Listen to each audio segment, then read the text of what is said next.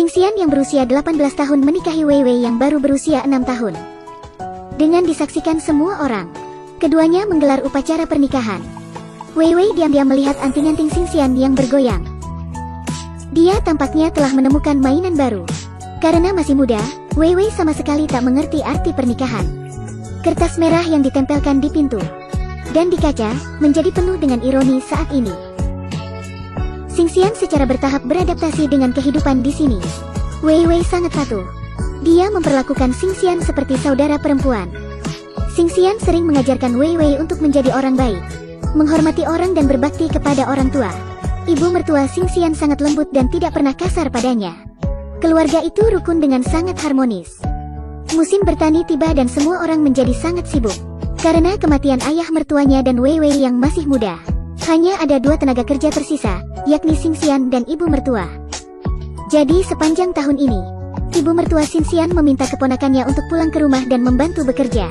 Dia seumuran dengan Xingxian, hanya saja dia lebih pendiam.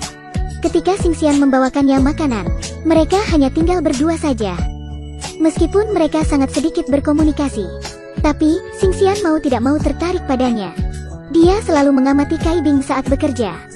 Untuk membuat Kai Bing memperhatikannya, Xingxian memetik bunga dan meletakkannya di kepala. Meskipun dia sudah menjadi istri, bagaimanapun juga dia masih gadis berusia 18 tahun. Bertemu orang yang disuka pasti akan menimbulkan rasa senang. Seiring waktu, kedua anak muda itu semakin mengenal satu sama lain. Kelompok mereka berjalan melintasi gunung hari ini dan bertemu dengan seorang wanita berbaju merah muda di tengah jalan. San Shao menyuruh Xingxian untuk menghiraukannya. Tapi, Xingxian tidak bisa menahan diri untuk tidak melirik. Wanita itu cantik. Jika ia mandi dan berdandan, maka akan menjadi sangat cantik.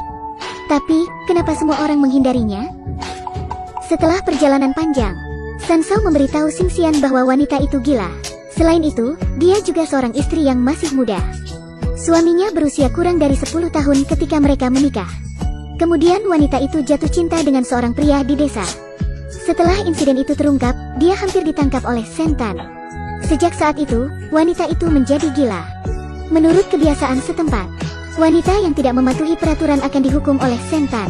Bahkan jika dia lolos, kunjingan dari penduduk desa juga bisa membuat seseorang hancur. Contohnya si wanita gila. Setelah mendengar cerita itu, Xingxian khawatir dengan masa depannya. Kai Bing kembali pulang setelah menyelesaikan pekerjaan di ladang. Melihat itu, Xingxian seperti kehilangan jiwanya sepanjang hari. Wei Wei yang pintar sepertinya berhasil melihat pikirannya. Dengan berkedip, dia bertanya pada Xingxian apakah dia ingin punya bayi. Xingxian memarahinya dengan panik. Lalu dia bangun dan keluar untuk bernafas. Tanpa diduga, Xingxian bertemu dengan ibu mertua yang sedang menenun. Percakapan barusan sudah jelas baginya. Tapi ibu mertua tidak menuduh, karena seperti mengerti suasana hatinya. Hal ini membuat Xingxian sangat ingin tahu tentang masa lalu ibu mertuanya. Beberapa hari kemudian, Xingxian dan San Shao mengobrol tentang masa lalu ibu mertua mereka. Ibu mertua menikah dengan ayah mertua yang berusia 16 tahun ketika dia berusia 18 tahun. Tapi, dia sekolah saat itu, sehingga dia tidak ingin dijodohkan. Dia ditarik pulang dari sekolah oleh keluarganya dan dibawa secara paksa ke rumah ibu mertuanya. Akhirnya, mereka menikahkannya dalam satu malam. Tapi, keesokan harinya dia melarikan diri kembali ke sekolah. Ibu mertua itu berpikir dia akan bisa hidup sendiri. Tapi ternyata dia hamil. Ayah mertua tidak mau pulang. Jadi, ibu mertua harus merawat Wei Wei sendirian. Sampai ayah mertua kembali ke rumah 6 tahun kemudian. Dia pikir dia bisa hidup dengan damai kali ini. Tapi tak lama kemudian, ayah mertua meninggal karena sakit. Kehidupan ibu mertua pun menjadi sangat sulit. Mungkin karena nasib yang sama. Itu sebabnya dia sangat toleran terhadap Xingxian. Perampok datang ke desa malam ini, dan sebuah keluarga berhasil dirampok. Xingxian dan ibu mertua terlalu takut. Mereka takut bandit akan datang lagi. Jadi, mereka harus memanggil Kai Bing. Xingxian bersuka cita di dalam hati. Pagi-pagi saat bekerja di halaman, ia melihat sosok Kai Bing. Dua orang yang sudah lama tidak saling bertemu merasa bahagia. Malam sudah datang dan mereka masih bekerja. Saat sedang bekerja, Kai Bing diam-diam melemparkan kantong kertas merah ke Xingxian. Tapi, Wei Wei ternyata mengawasi mereka. Ketika Xingxian pulang untuk berganti baju, kantong kertas jatuh di tempat tidur. Wei Wei yang penasaran membuka kertas. dan ternyata berisi sebuah cincin perak. Dia tidak tahu apa artinya. Tapi itu membuat Xingxian memainkannya. Karena diam-diam menyembunyikan amplop merah. Xingxian sangat cemas setelah menemukan bahwa amplop merah itu hilang. Dia mencari di kamar, tapi tak dapat menemukannya. Kemudian, dia melepaskan amarahnya ke tubuh Wei Wei. Xingxian bahkan lupa menambahkan garam ketika memasak di malam hari. Ibu mertua mengira dia tidak sehat. Jadi, setelah makan dia membantu Xingxian menghilangkan flu. Wei Wei yang melihat Xingxian kehilangan fokus karena kehilangan kantung itu, merasa kasihan padanya. Jadi, setelah dia pergi tidur, Wei Wei diam-diam memasukkan kantung merah itu ke dalam saku Xingxian. Xingxian menemukan amplop merah di sakunya keesokan harinya. Dan langsung bisa menebak kalau itu ulah Wei Wei. Mengingat sikapnya terhadap Wei Wei kemarin, rasa bersalah datang ke hati Xingxian. Ia mau tidak mau menangis sambil memegang Wei Wei. Meskipun dia tidak menganggap Wei Wei sebagai suaminya, tapi dia sudah menganggapnya sebagai saudara sendiri. Setelah itu, Xingxian dan Kai Bing melakukan sebuah pertemuan rahasia. Rumah jerami di gunung menjadi tempat kencan mereka. Sampai suatu hari, Kai Bing memberitahu Xingxian bahwa Tiongkok telah merdeka. Pernikahan yang dilakukan di masa lalu tidak dapat dihitung jika mereka tidak puas. Kai Bing ingin membawa Xingxian keluar dari sini. Tapi Xingxian tidak tega dengan Wei Wei dan ibu mertuanya. Dia sudah menganggap mereka sebagai keluarga. Di luar rumah jerami, Wei Wei yang datang untuk melihat Xingxian mendengarkan percakapan mereka. Meskipun Wei Wei tidak mengerti hubungan antara pria dan wanita, tapi dia tahu Xingxian akan meninggalkannya. Jadi, setelah mereka pergi, Wei Wei mengambil tiang bambu dan memukuli rumah jerami untuk melampiaskan kekecewaannya. Kemudian dia mencoba mencari masalah dengan Xingxian. Wei Wei melumuri tubuhnya dengan lumpur dan membiarkan Xingxian membersihkannya. Saat Xingxian baru saja membersihkannya, dia mengotori tubuhnya lagi. Sampai kemudian, Wei Wei bermain-main dan pergi berenang di sungai. Setelah diketahui oleh ibunya, dia diletakkan di bangku dan dipukul.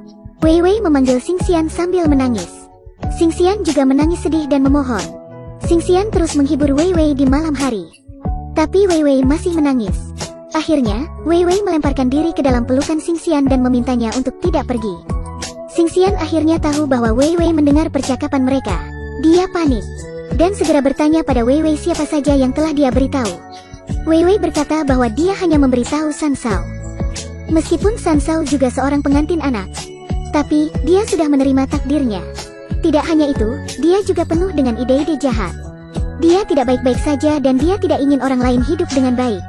Setelah mendengarkan perkataan Wei Wei, San Shao mengganggu Xingxian terang-terangan dan juga diam-diam. Selain itu, dia juga memberitahu suaminya. Biarkan dia menjebak Kai Bing karena mencuri uang. Dan San Shao mengambil pakaiannya di depan umum. Xingxian tahu bahwa hubungan mereka akan terungkap cepat atau lambat. Jadi, lebih baik diakhiri secepat mungkin daripada berakhir tragedi. Orang-orang di desa melihat pertunjukan hari ini.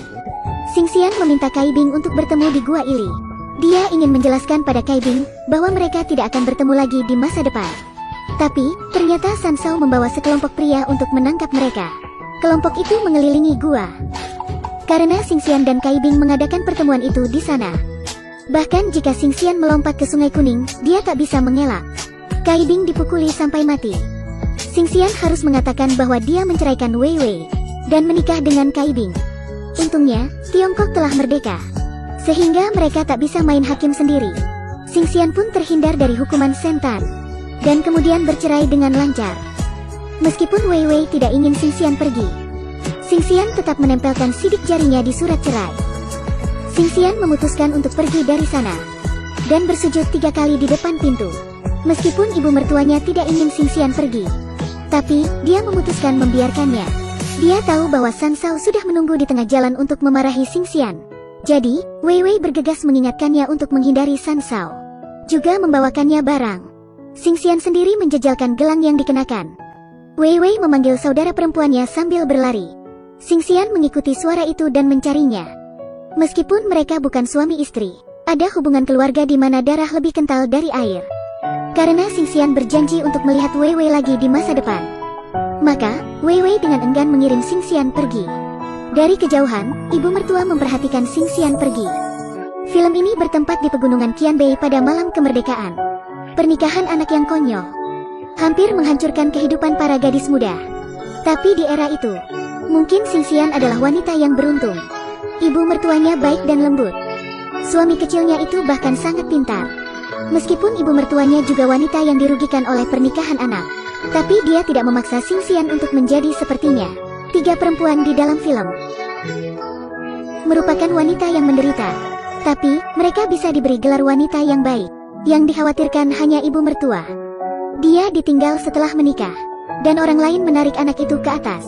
Selama ini, dia tidak pernah memiliki keterikatan yang tidak jelas dengan pria. Tapi, semua orang melihatnya sebagai orang baik. Meski ada kesedihan yang mendalam. Kata wanita dari keluarga yang baik adalah penghargaan semata. Padahal, sebenarnya itu adalah belenggu yang digunakan untuk menjerat wanita. Untungnya, kemerdekaan Tiongkok melarang pernikahan anak. Xingxian mematahkan kebiasaan buruk pernikahan anak, dan berani mengejar hidup yang bahagia.